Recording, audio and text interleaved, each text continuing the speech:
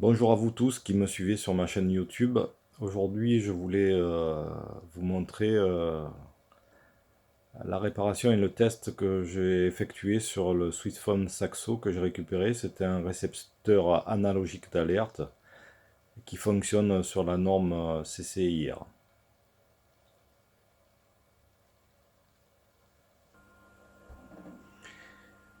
Donc voici l'appareil qui se présente sous la forme d'un petit boîtier.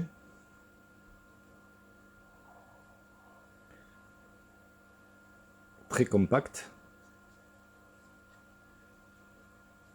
Un appareil de la marque Sweetphone, bien sûr,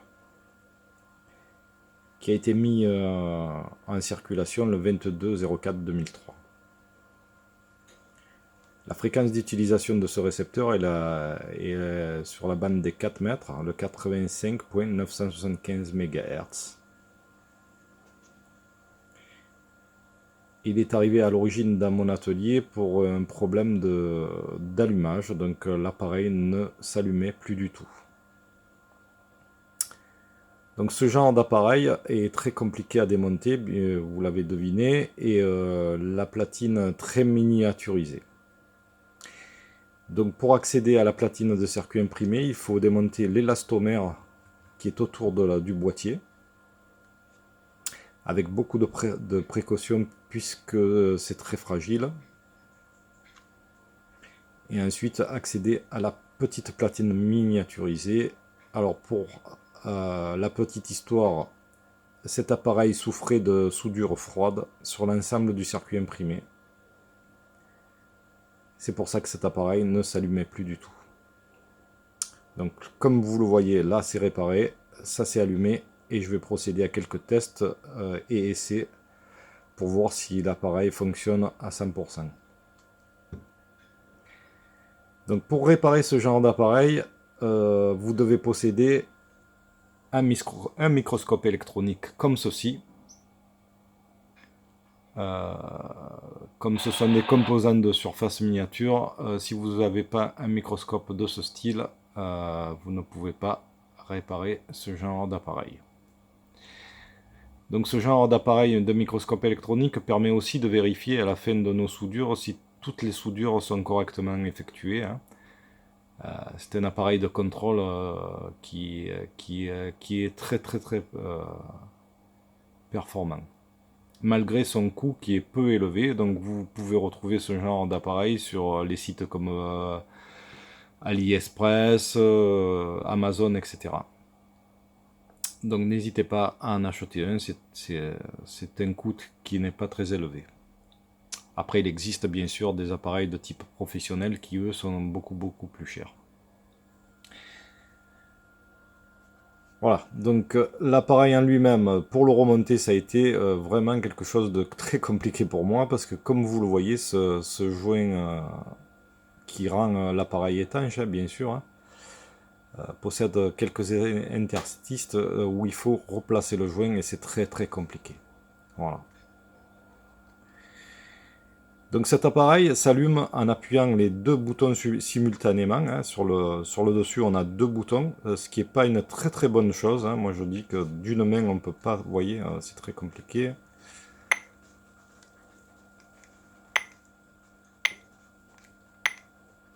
Donc vous voyez, il faut appuyer les deux boutons pour l'éteindre simultanément et les deux boutons pour l'allumer simultanément, ce qui est compliqué, vous voyez, d'une seule main.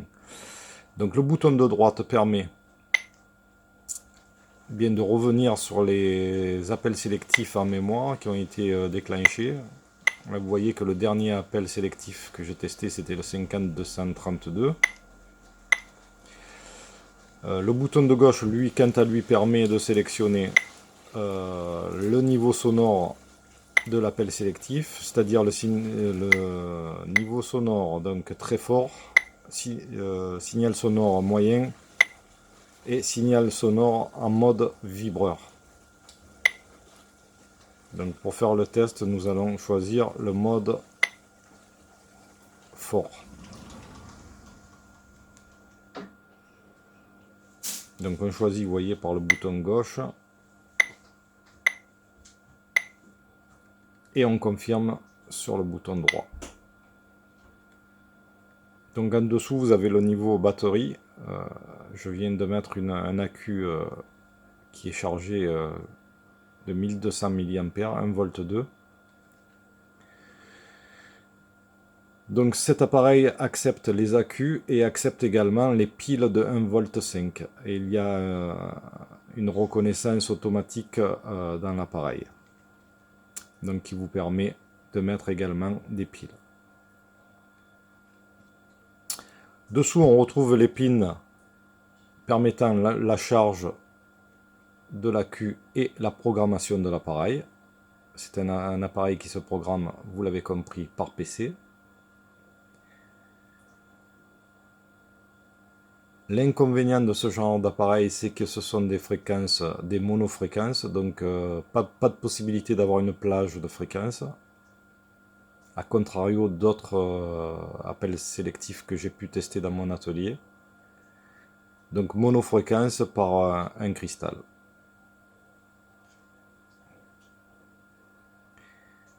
Donc je vais procéder au test de l'appareil pour voir si ma réparation est concluante et si l'appareil fonctionne à 100%.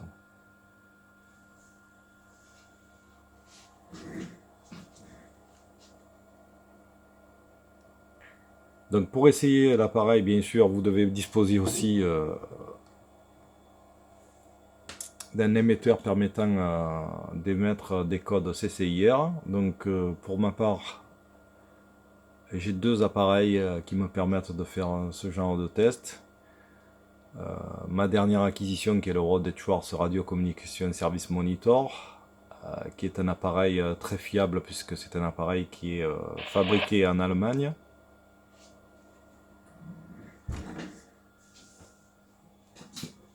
J'ai également le HP 8920B, c'est RF Communication Test 7, qui est un appareil qui est plus ancien, mais très performant également, et qui est d'origine, de fabrication d'origine américaine.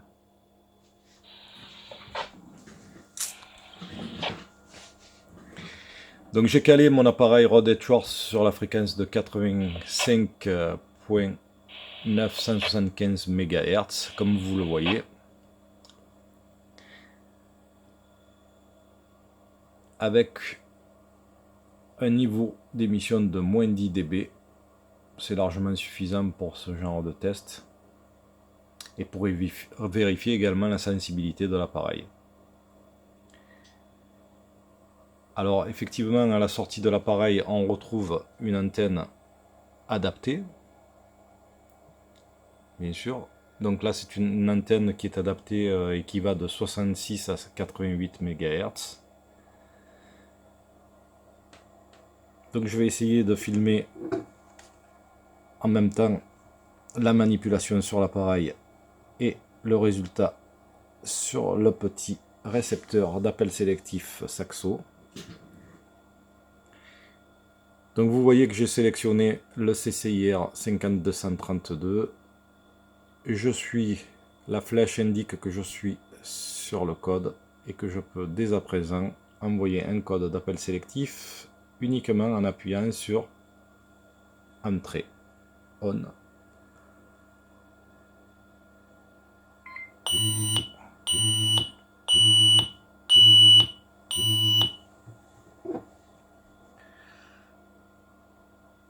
Donc ça a fonctionné. Vous voyez que la flèche indique l'appel sélectif envoyé à l'appareil, reçu par l'appareil, le 5232.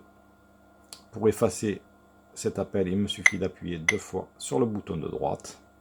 Et nous allons maintenant essayer le deuxième appel sélectif qui est programmé sur cet appareil, le 5239.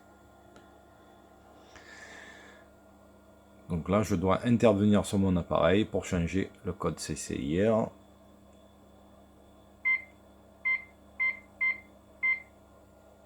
Donc vous voyez au-dessus qu'il est bien calé, 5239, et il me suffit d'appuyer comme tout à l'heure.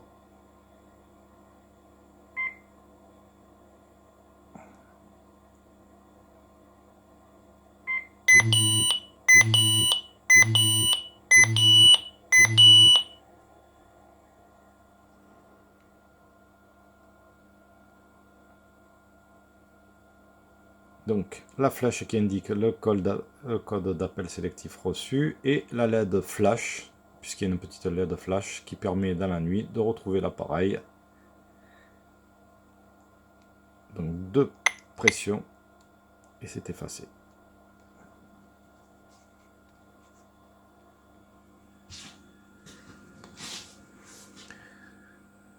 Donc nous pouvons éteindre l'appareil. Donc pour l'éteindre,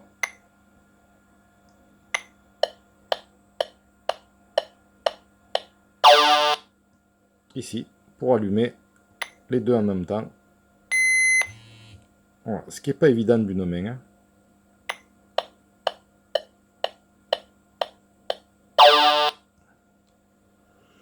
Et bien encore un appareil réparé dans mon atelier. Je vous remercie de me suivre régulièrement sur ma chaîne YouTube. Si vous n'êtes toujours pas abonné à ma chaîne, eh bien c'est le moment de le faire.